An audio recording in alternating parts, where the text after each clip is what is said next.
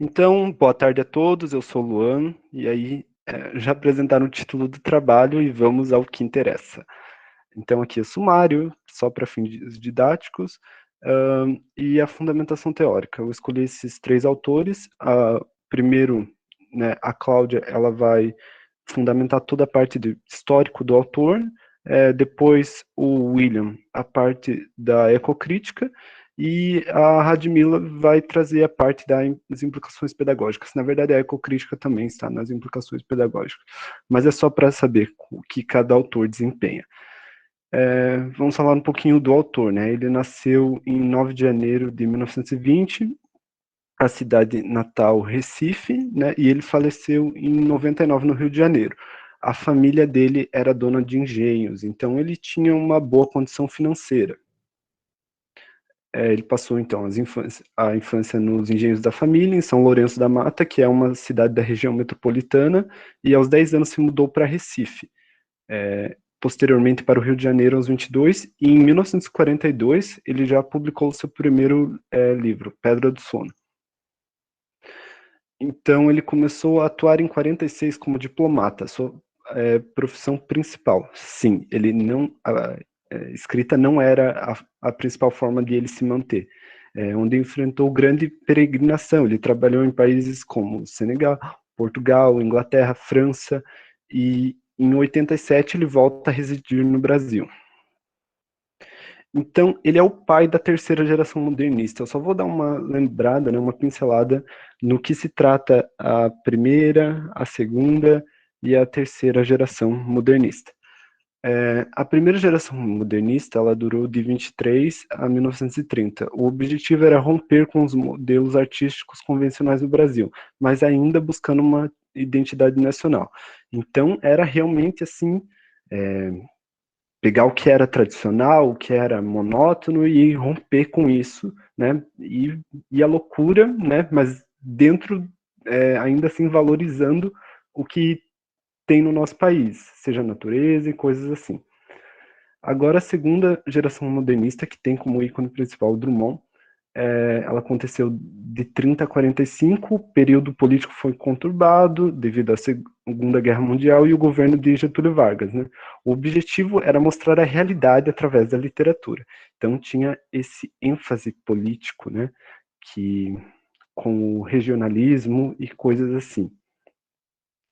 E o que acontece na terceira geração modernista? A terceira geração modernista e o trabalho do João, ele é muito confundido com o regionalismo da segunda geração modernista por se tratar de seca, mas não, ele é da terceira geração modernista. E também, veja só, que interessante o que acontece. João marcada pelo rompimento com o viés liberal da primeira geração, procurando dar mais seriedade ao texto poético. O autor ficou conhecido como engenheiro da palavra. Então, enquanto não existia muita métrica na primeira geração, tinha essa coisa de, não, ele vai retomar algumas coisas, alguns parâmetros, né, da poesia na terceira geração, mas com as próprias ideias, com uma ideia um pouco diferente. Eu vou explorar mais isso. Então, qual que eram as principais características da geração de 45, né, a terceira geração? A poesia se torna um trabalho técnico, metapoema, vocabulário precisamente calculado, exploração do que é essencialmente humana, ou seja, sem muitos assim desvaneios ou coisas, não, estamos falando da vida real. E a metrificação, ele sobre o seu papel como escritor. Veja só o que ele fala. Ninguém é tão interessante para falar de si mesmo o tempo todo. Então o João, ele optava por não ser popular, e que o fato de não depender da escrita para viver permitia ele dar pouca importância para o assunto da fama, né? Então ele fala que, não, veja, Morte e Vida Severina retrata a história de um homem pobre que saiu do interior. Não, ele morava na capital, na região da capital, ele não está falando sobre ele prefere representar a imagem de um povo. Um pouco do histórico do livro, né? O livro foi uma encomenda de Maria Clara Machado, também escritora, diretora de um grupo de teatro. A intenção era apresentar um auto de Natal. Inclusive, por ser uma encomenda, e é a obra mais famosa dele, vira e mexe ele falava que voltava para a obra e queria mudar alguma coisa, que ele não gosta tanto assim dessa obra. Então, tem referências da história de Jesus Cristo em Morte e Vida Severina. Eu escolhi essa imagem porque fala o título, né? Combina muito com o título, que fala de morte e vida, né? A morte e o nascimento de Jesus Cristo.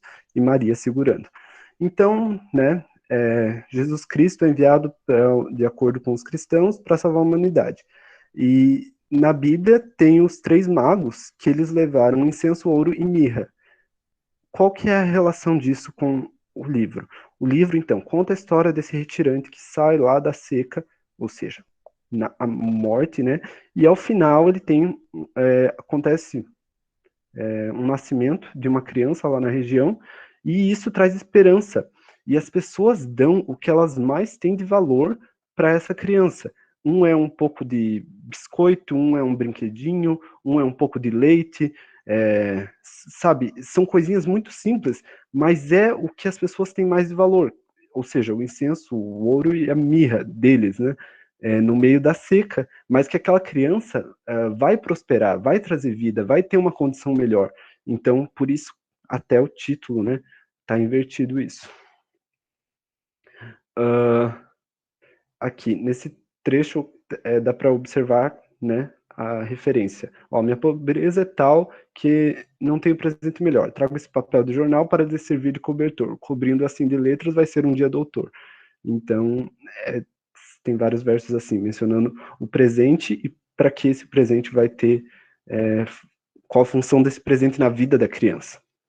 Então, características do título: a inversão de vida e morte, né? Pois o processo natural, a gente nascer e morrer ao final. Aqui começa com morte e vida. Então, ele vai.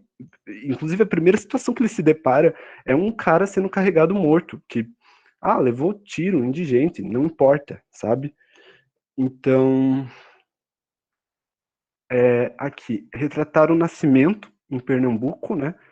O Natal, Natal significa nascimento, e Severina é usado como adjetivo, trazendo qualidade para morte e vida. Veja, o que é uma morte severina? É justamente como a morte do primeiro rapaz que ele encontra. Leva um tiro, ninguém sabe, tá? Vão te jogar numa vala, você não é importante. Uma vida severina é uma vida cercada de seca, miséria. Então, esse adjetivo serve tanto para a morte e para a vida. O contexto histórico do livro, né? Ele foi publicado em 55, ao final do conturbado governo de Getúlio Vargas. Foi marcado por uma crise econômica, como a marcha das... E daí teve movimentos, né, feito pelo povo, como marcha das panelas vazias. Então o panelaço não começou agora nos anos 2000, e teve a greve dos 300 mil. O próximo presidente, né, ele ganhou com esse jargão, assim, 50 anos em 5. Então, tinha também uma ponta de esperança, né? Por isso que eu acho que o livro dá para fazer essa ponte, assim, de acabar com esperança com o nascimento da criança, com esse novo governo que viria, né? Então, agora eu vou falar das implicações pedagógicas. Ecocrítica e literatura brasileira na aula de língua estrangeira. Vamos lá. Primeiro que é a ecocrítica, né? Em 78, esse autor ele traz a primeira aproximação de ecologia e crítica literária, né? Dando voz na natureza na literatura, que muitas vezes parece ser muito centrada no homem. Porque a literatura trata muito de fluxos psicológicos e questões e dilemas do homem, e o homem, por ter consciência, ele não se vê como parte da natureza. A natureza é uma coisa, os animais selvagens, eu não faço parte disso. E a gente é tudo, né, da natureza. Então, ele faz essa aproximação. Então, olha que legal essa atividade que eu peguei de um colégio lá do Rio de Janeiro, que é Literatura e Biologia para Análise de Morte e Vida Severina. Aqui é do layout do site, depois indico visitar e ler mais com cuidado, mas eu vou falar um pouquinho da proposta, que é demonstrar como doenças estão vinculadas ao estilo de vida precário, usando a obra onde os personagens demonstram moléstias causadas pela desnutrição. Descrever as doenças formas de prevenção e tratamento. Reescrever um fragmento do texto considerando personagens saudáveis, caso a política de preservação e tratamento da saúde pública fosse eficaz. Então, né, em resumo, falando de forma mais natural, eles apresentaram fragmentos do texto, né, e eles encenaram como se, ao final, como se, olha, primeiro para demonstrar doenças, olha, esse personagem em tal trecho, ele teria provavelmente essa doença aqui por estar muito exposto ao sol. E ao final, olha, ele precisaria de protetor solar e coisas assim para não ter um câncer de pele, digamos. Então, uma iniciativa muito legal de que a literatura não está nessa coisa só subjetiva e sentimentos, e que ela tem uma aproximação com a realidade, e que a gente pode estar conversando com outras matérias, sabe? Tá conversando com a tecnologia, tá conversando com a química. Eu acho legal esse tipo de aproximação. Então, a minha sugestão de atividade de ecocrítica, né, baseado no que eu vi, seria desafiar os alunos a pesquisarem lugares quentes e desertos como Utah, nos Estados Unidos, sei lá, na Arábia Saudita também, Dubai, né, que é um deserto também. Quais tecnologias são necessárias para a sustentabilidade de lugares quentes como o interior do Nordeste, né? Instigar esse tipo de discussão dos alunos, para eles o que precisaria ser feito, né, na infraestrutura? Será que instala mais poços para não depender da chuva e coisas assim? A sugestão de atividade é fazer um paralelo entre literaturas, traçar o paralelo, Jesus, entre uma obra nacional e uma internacional, focando mais nos principais pontos da história. Vocês provavelmente conhecem esse livro, Grapes of Wrath. Ele foi traduzido como As Vinhas da Ira, eu acho que é. Enfim, e As Vinhas da Ira. Ele conta a fuga de uma família da seca durante a Grande Depressão, lá nos Estados Unidos. Poxa, não podemos estabelecer um paralelo com Morte, Vida e Severina? São pessoas, tá? Falam línguas diferentes, mas não focar nas diferenças, mas o que tem em comum. São pessoas em uma situação vulnerável socialmente, que precisam fugir por causa da seca. E por quê? Porque justamente eu estou pensando naquele tipo de aluno que fala, eu nunca vou ler literatura brasileira, é chato, é difícil, e causar essa aproximação, olha, no internacional tem temas parecidos. Literatura brasileira na aula de LE, língua estrangeira. Então, a pesquisadora Popovic, ela afirma que a tradução não é a principal forma de se ensinar línguas, mas serve como recurso pedagógico para aproximar culturas e recepção de textos. Então, vejam só, a minha sugestão é trazer para os alunos uma sinopse adaptada, apagando as marcas culturais que evidenciam que a obra é brasileira. É claro, o que eu estou falando assim, pega uma sinopse, apaga, por exemplo, nomes que deixem muito claro que é brasileiro. Em geral, né, esse tipo de domesticação da tradução, ele é ruim, mas a intenção é que o aluno foque no enredo, nos principais pontos da história, ou seja, homem que deixa, até para pensar no nível de língua dos alunos, né?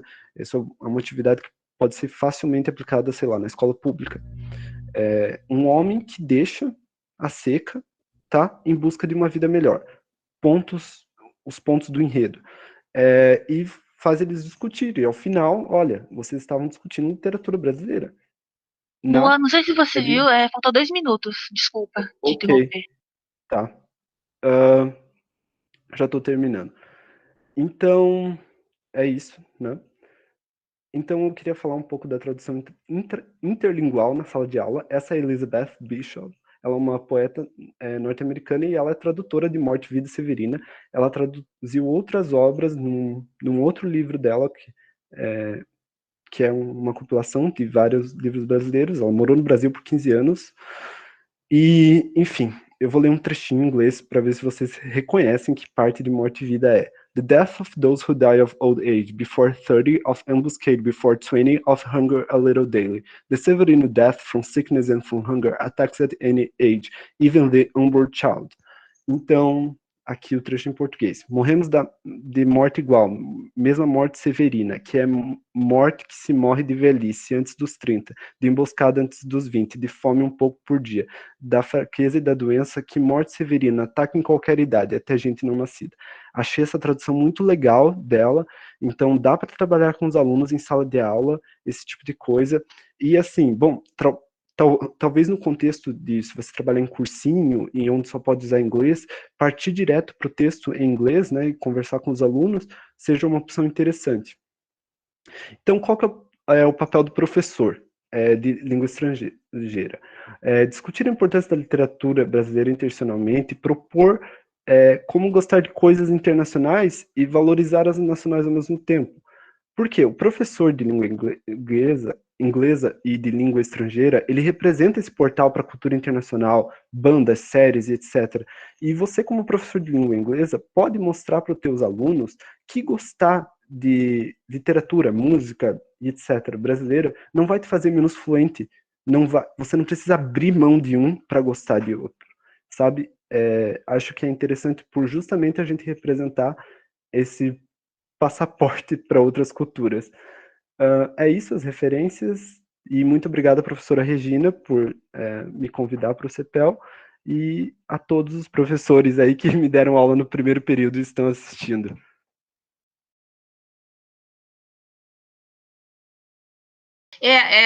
Eu tenho duas coisas que eu queria saber. O título em inglês, eu até coloquei ele no chat, mas qual que é o título em inglês? Ela usa Severina mesmo? Qual que é o título da obra em inglês? Death and Life, Severina. Ah, interessante. Outra coisa, Lu, achei muito interessante essa abordagem, né, com vistas à aplicação em sala de aula. Acho que literatura tem muito disso, né, tem que ter disso também, né, a gente tem que pensar nesses termos, né, e a pergunta é, de onde surgiu a ideia? Era a continuação de algum trabalho que vocês fizeram já na disciplina, ou você achou que essa obra em especial dava chance de desenvolver algo assim, nessa área pedagógica com mais força? Então, eu desenvolvi pensando na disciplina, né, a apresentação, essa parte da aplicação em sala de aula, mas essa ideia veio de um grupo de discussão literária com a professora Aline, que ela introduziu a ecocrítica, e eu sempre gosto de pensar nesse paralelo assim do uso prático, né, das coisas, da literatura, especialmente para os alunos que não são muito sensíveis dessas análises, que eles gostam de uma coisa mais direta, que é a literatura também tem espaço para eles. A literatura tem espaço para muitas coisas. Muito obrigada, Lu. Parabéns.